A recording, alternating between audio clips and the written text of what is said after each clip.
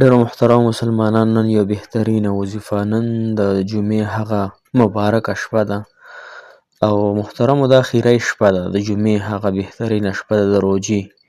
چې شاید چې بله روژه په رمضان کې رانشي او که راځي هم نو بله به هم اخیری شي خو ممکنه ده چې دا اخیری د جمعې شپه ده د روژې نو په دې باندې چې څوک یو بهترین درود شریف وظیفه وکړي محترم مسلمانانو درود تنجینه ډېر زیات د بهترینو حاجاتو لپاره د غټو حاجاتو مشکلاتو لپاره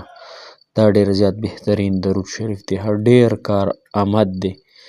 کوم مسلمانانو چې حاجات نه پوره کیږي نو الحمدلله په دې سره زموږ ډېر حاجات الله تعالی پوره کړي او دا صرف 70 فیرې ویل غواړي محترمو که غټ دی که وړوکی دی که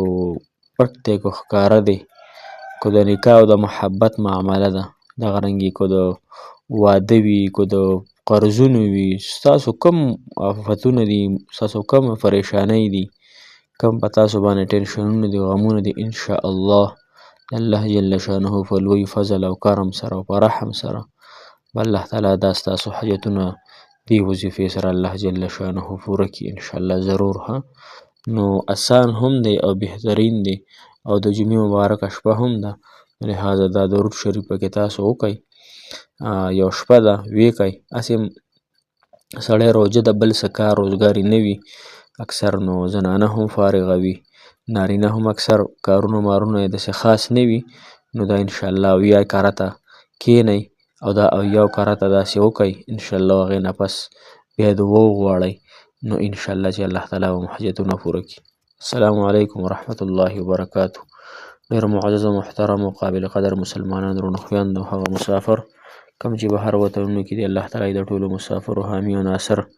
مددګار شه الله تعالی د مسافرو له ډېرې خوشحالۍ ورکړي د دنیا او د آخرت کامیابۍ دې ول الله تعالی ورکړي محترم مسلمانان زموږ درود تنجینه دا یو بهترین درود شریف دی دا یو بهترین د فضیلت او د اطمینان او د درد قلب او د اطمینان د بخشش دا ډېر زیات بهترین درود شریف دی او دا داسې یو تفسیر را نقل کړی تفسیر روح البیان کې یو بزرگ هم په دې باندې یعنی یو قسم له تجربه کړې ده په دې درود شریف باندې چې هغه تجربه مطلب داسې کړې وه چې یو جهاز کې دی ناسو او جهاز چې دی غر کېدو لکه د اوبو جهاز ها طوفان وغیره پرې راتله هغوی سترګې ورلې او رسول الله مبارک ورته وفرمیل چې دا جهاز چې دی دا مطلب دا به هله بچ کېږي چې ته درود دغه صلات تنجینه یعنی دغه وکړي دا درود شریف ووایې نو هغه بزرګ چې کله بیدار شو فورا یې حکم وکړو چې زر زر اوس دا درود شریف شروع کړي محترم هغوی چې کله دا درود شریف شروع کړو نو الله جل شانه هغه مکمل هغه جهاز بچ کو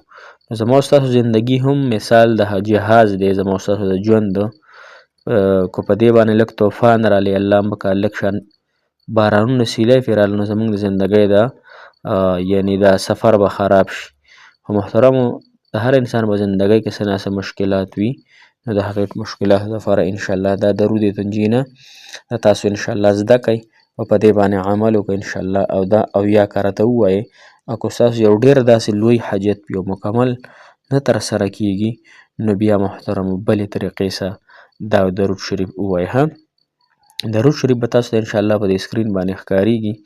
درود تنجینه ګورئ اللهم صل علی سیدنا محمد وعلى آل سیدنا محمد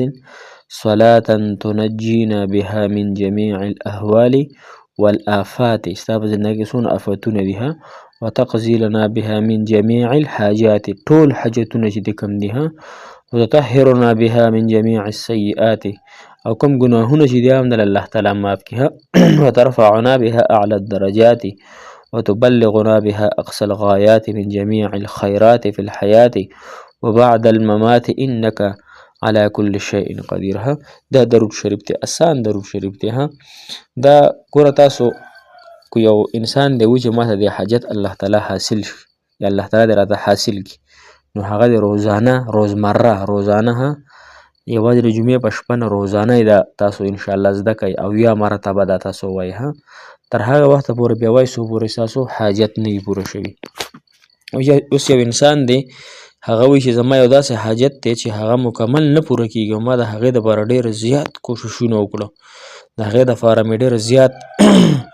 یعنې وظایف وکړو، نو هغه له بیا پکار چې دا درود شریف روزانه 10,000 پیرې ووایي تمام مصیبتونه او تمام بلاګانې آفتونه به الله تعالی ختم کړي او تمام برکتونه به ورته الله تعالی حاصل کړي، که د رزق دی که د کاروبار دی که د قرضونو دی او که هر رنګه دی. او علما دا هم لیکلي دي چې دا یعنې ولیکي چاپې کړي او په کور کې ځوړند کړي نو وبایي امراضو نه یا طاعون وغیره نه به هم الله تعالی تاسو ته حفاظت درکړي. نو دغه اسان درود شریف دی انشاءالله په دې نیت باندې وکړو چې رسول الله مبارک صلی الله علیه وسلم یو بزرګ ته په خوب کې ورکړي دي او دا خبره ظاهري ته ورسره ښکاره ده. رسول الله مبارک فرمایي چې چا زه په خوب کې ولیدم دا داسې ده چې د انسان زه په حقیقت کې ولیدم نو شیطان هم د رسول الله مبارک په شکل کې نشي راتلی. لهذا مو تاسو له پکار دي چې پابندۍ سره دا درود شریف راونیسو د خپلو حاجتونو دپاره، د خپلو مشکلاتو دپاره، د خپلو غمونو دپاره. انشاءالله الله جل شانه ورکوونکی ذات دی، الله تعالی غفور رحیم ذات دی، الله تعالی په غضب باندې الله تعالی رحمت غالب دی، الله تعالی په چا ظلم نه کوي محترمو، موږ یې په خپل ځان باندې ظلم کوو، الله تعالی دې موږ معاف کړي، الله تعالی دې زموږ ګناهونه معاف کړي،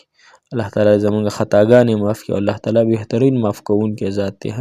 چا چې هم الله تعالی نه په استقامت سره توبه وغوښتل، استقامت سره د حاجت غواړي که نه سم په الله تعالی ورته ورکوي. الله تعالی زموږ ستاسو په حال باندې رحم وکړي محترمو. موږ ته هم ډېره دعاګانې کوي، موږ تاسو ته انشاءالله ډېره دعاګانې کوو چې الله تعالی ستاسو هم ګناهونه معاف کړي، حاجات هم پوره کړي، الله تعالی زموږ هم ګناهونه معاف کړي، حاجات الله تعالی زموږ پوره کړي، الله تعالی تاسو هم د ټولو مصیبتونو تکلیفونو وساتي، الله تعالی دې موږ هم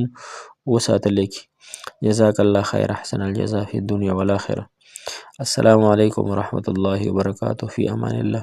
د هغه لوی الله جل شانه